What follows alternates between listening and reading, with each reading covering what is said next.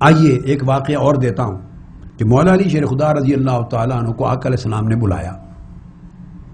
آپ کی ایک زوجہ محترمہ تھی ام المومنین حضرت ماریہ قبطیہ رضی اللہ تعالیٰ عنہ. یہ واقعہ میں آپ کو شیعہ کتب سے دے رہا ہوں، یہ شیعہ روایت ہے، یاد رکھ لیں، اور کسی چھوٹی کتاب کی نہیں. علم الہدا مرتضی سید مرتضی حسینی کی، تیسری چوتھی پانچویں صدی ہجری کے عالم ہیں، مجتہد ہیں، اکبر ہیں.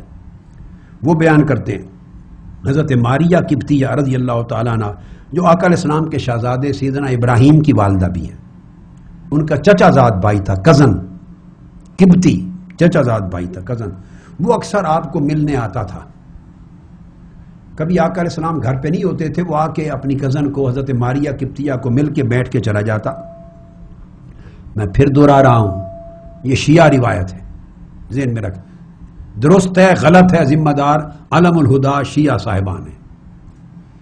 آقا علیہ السلام نے حضرت علی کو بلایا اور کہا خذ ھذا السیف. اے علی، الفاظ یہ ہیں کہ وہ لوگوں نے یہ کہنا شروع کر دیا کہ یہ جو کزن آتا ہے تو ام المومنین حضرت ماریہ قبطیہ کی شان میں گستاخی اور بکواس شروع کر دیا ان کے کزن کے آ کے ملنے کے باعث. آپ نے سیدنا علی شیر خدا کو بلا کے فرمایا فقال النبی صلی اللہ علیہ وسلم خذ ھذا السیف وانطلق فإن وجدته عندها فاقتله. تلوار لے جاؤ اور اگر اس کو کزن کو ماریہ قبطیہ کے پاس بیٹھے ہوئے پاؤ تو سیدھا قتل کر دینا. میں اس روایت کو درست نہیں مانتا، میری بات سمجھ لیں، میں درست نہیں مانتا ہوں، مگر علم الہدا سید مرتضی الحسینی کی روایت ہے، شیعہ حضرات کی کتاب الغرر والدرر کی، تو شیعہ روایت ہے بہت بڑے مجتہد کی. سیدنا علی شیر خدا کو حکم دیا قتل کر دینا. سیدنا علی شیر خدا گئے، اندر داخل ہوئے، وہ بیٹھا ہوا تھا، وہ آپ کو دیکھ کے بھاگ گیا اور پھر باہر گئے آپ کے پیچھے. آگے تفصیل میں نہیں جاتا، میرا ادب بیان اجازت نہیں دیتا کہ میں ایسی بات کو تفصیل سے بیان کروں، یا حیا اجازت نہیں دیتا. واپس سیدنا علی شیر خدا مڑ آئے، آپ مطمئن ہو گئے کہ اس کا آنا اور بیٹھنا دینی اور شرعی اعتبار سے قطعاً کسی گناہ کا باعث نہیں ہو سکتا. اب آپ سمجھدار ہیں، بات کو سمجھ لیں. اس کو دیکھا، وہ گرا، آپ کو تسلی ہو گئی کہ یہ اگر آئے بیٹھے جائے 100 بار یہ کسی معاذ اللہ گناہ کا مرتکب نہیں ہو سکتا. اس اطمینان کی وجہ سے قتل نہیں کیا. واپس آ گئے، آقا علیہ السلام کو بتا دیا اور بتا دیا کہ واپس آ گئے اور میں نے قتل نہیں کیا. اب حکم کی نافرمانی کی. آپ کے الفاظ یہ تھے علی جاؤ سیدھا اس کے پاس فإن وجدته عندها فاقتله. باقی کوئی تفصیل آقا علیہ السلام نے پوچھی نہیں تھی. اگر میرے گھر میں اسے ماریہ قبطیہ کے پاس بیٹھا ہوا پاؤ تو قتل کر دینا. وہ بھاگ گیا، آپ نے قتل نہیں کیا. ان کو تسلی ہو گئی کہ یہ اس کا آنا کسی شر کا باعث نہیں ہے. یہ بعد میں باہر جا کر تسلی ہوئی، مگر قتل نہیں کیا. واپس آئے تو آقا علیہ السلام نے مولا علی شیر خدا کو گناہگار نہیں ٹھہرایا، حکم کا نافرمان نہیں کہا. کیوں کہ بھیجا جس امر کے لیے تھا اس کی تعمیل تو نہیں ہوئی، خلاف ورزی ہوئی ظاہراً، مگر باطناً خلاف ورزی نہیں تھی. چونکہ دفع شر، جس شر کے خاتمے کا تسلی چاہتے تھے، اس کا اطمینان مولا علی شیر خدا نے کر لیا تھا. تو مقصد بات کا یہ ہے کہ ایک نیت ہوتی ہے، انسان کے ذہن میں کچھ اور ہوتا ہے، ایک ہے ظاہری حکم کی تعمیل. ظاہری حکم کی تعمیل نہیں کی تب بھی ان کے عمل کو، مولا علی شیر خدا کے عمل کو آقا نے درست جانا، چونکہ باطناً توثیق ہو گئی، مقصود پورا ہو گیا. مقصد بات کا میں یہ سمجھانا چاہتا ہوں، اتنے واقعات ہوتے رہے اور یہ کبھی گستاخی نہیں ٹھہرے. غالبہ الوجع حسبنا کتاب اللہ، اس میں جملہ گستاخی کا بھی کوئی نہیں. اور یہ صرف سیدنا فاروق اعظم نے نہیں، اہل بیت اور بنو ہاشم نے بھی ساتھ یہ کہا ہے. اور اس میں گستاخی بنا کے سیدنا فاروق اعظم کو کہ سر تھوپ دیا. کتب شیعہ میں ایک اور روایت سن لیجئے.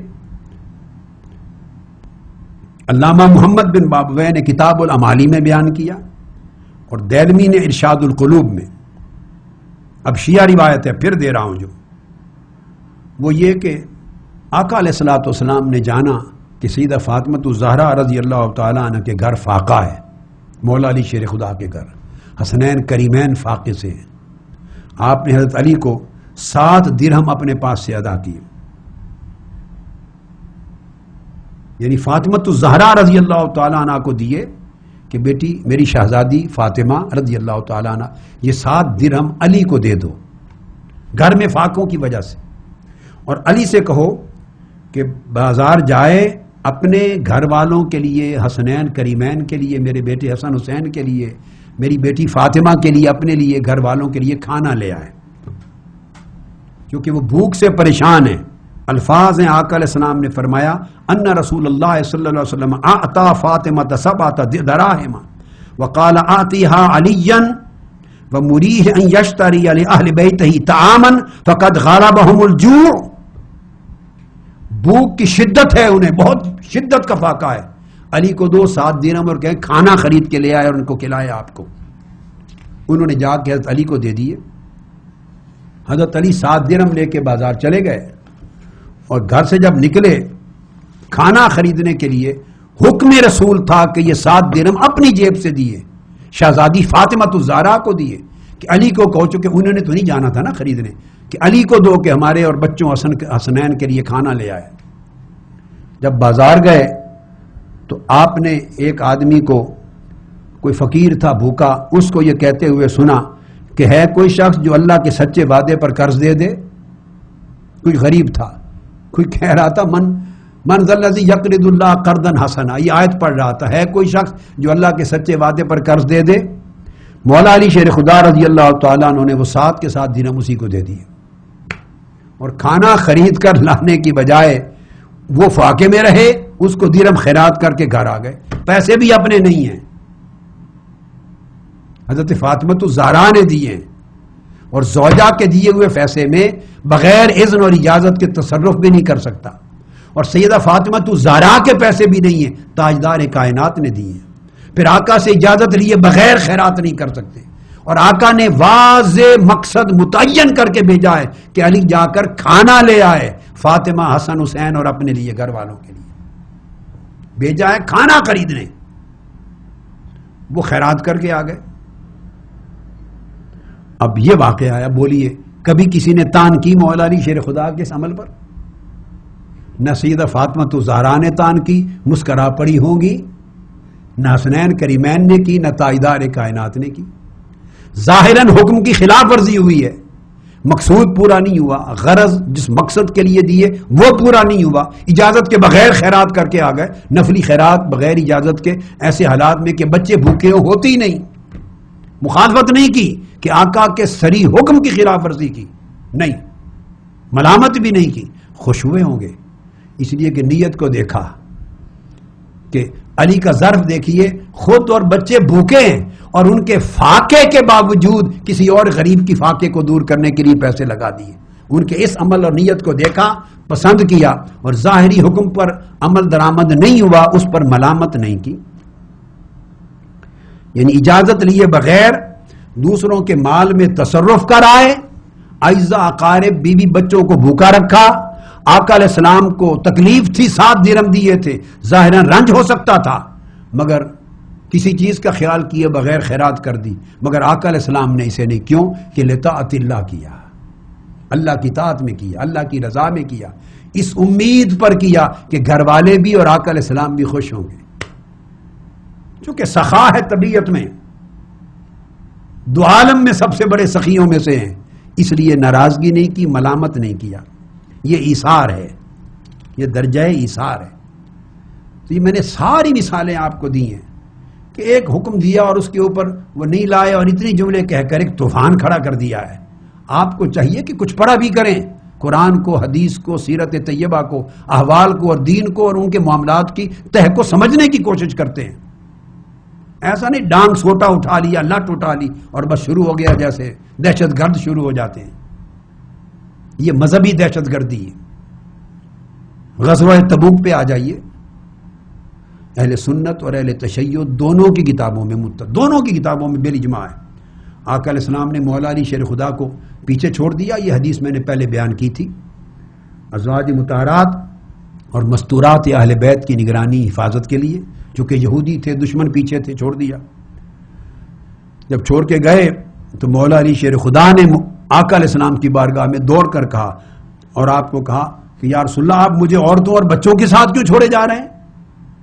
عورتوں اور بچوں کی نگرانی پہ چھوڑے جا رہے ہیں اور نہیں لے جا رہے ہیں مجھے حجاز پر۔ بھائی فیصلہ رسول کا تھا، جو فیصلہ فرما دیا جہاد پر نہ جاؤ، بچوں اور بیویوں اور خواتین میری مستورات اور اہل بیت کا خیال کرو، ایمان ہے اس پر عمل کرنا۔ دوسرا مجال نہیں ہونی چاہیے بات کی، مگر دوڑ کے گئے، پوچھا یا رسول اللہ مجھے عورتوں اور بچوں میں چھوڑے جا رہے ہیں، آپ ساتھ کیوں نہیں لے جاتے؟ تو کیا اس کو یہ کہا جائے گا کہ حضور علیہ السلام کے فعل پر اعتراض کیا آپ نے؟ اگر حیا اٹھ جائے اور ادب نہ رہے تو یہ اعتراض بنتا ہے، کوئی دوسری بات ہی نہیں ہے۔ اگر ادب اور حیا نہ ہو اور مقام علی مرتضیٰ اگر دل میں نہ ہو تو اعتراض بنتا ہے۔ غیر تو اعتراض ہی کہے گا نا، آپ کیا جواب دیں گے؟ اسے کیا غرض کہ کون ہے مولا علی شیر خدا، کون ہے صدیق اکبر، کون ہے فاروق اعظم، کون ہے سیدہ فاطمہ الزہرا؟ ایک غیر مسلم، ایک ناقد، ایک بے حیا شخص کو کیا غرض ان چیزوں سے؟ کیا جواب دیں گے کہ اپنے رسول کی بات پر اور ان کے فیصلے پر اعتراض کیا؟ جواب ہوگا نہیں، وہ اعتراض کرنے والے لوگ نہیں تھے، ان کا خیال آیا ہوگا ذہن میں۔ ایک میں نے بیان کر دیا تھا، یہودیوں نے تانے دیے کہ تمہیں عورتوں کے پاس چھوڑ دیا، رسول نے تمہیں اپنی صحبت میں رکھنا پسند نہیں کیا، یہ دکھ دے گیا تانا کہ رسول نے اپنے ساتھ تمہیں لے جانا پسند نہیں کیا، اور جہاد پر جاتا تو آقا کے ساتھ میں بھی لڑتا، جان دے دیتا، یہ جذبہ ہے جہاد۔ 100 نیک نیتیں تھیں تو دوڑ کے آقا کی بارگاہ میں ہم اسے اعتراض نہیں کہیں گے، التجا کہیں گے۔ اسی طرح سیدنا فاروق اعظم نے یا دیگر اہل بیت کے افراد نے قد غلبہ الوجع وحسبنا کتاب اللہ کا کلمہ کہا ہے، تو یہ اعتراض نہیں ہے، ایک التجا ہے، ایک التجا ہے ادب کی، اور وہ بھی آقا کو مخاطب نہیں ہوئے آپس میں، تاکہ حضور سن لیں کہ تکلیف آقا کی بہت زیادہ ہے، قرآن مجید کی ساری عمر تعلیم لی، ہم آپس میں جو بھی معاملہ نبھا کر لیں گے، اس شدت تکلیف کے وقت حضور مزید مشقت نہ اٹھائیے۔ یہ کمال ادب ہے، ایک التجا ہے، اس کو گستاخی اور نافرمانی کہنا درست نہیں ہے۔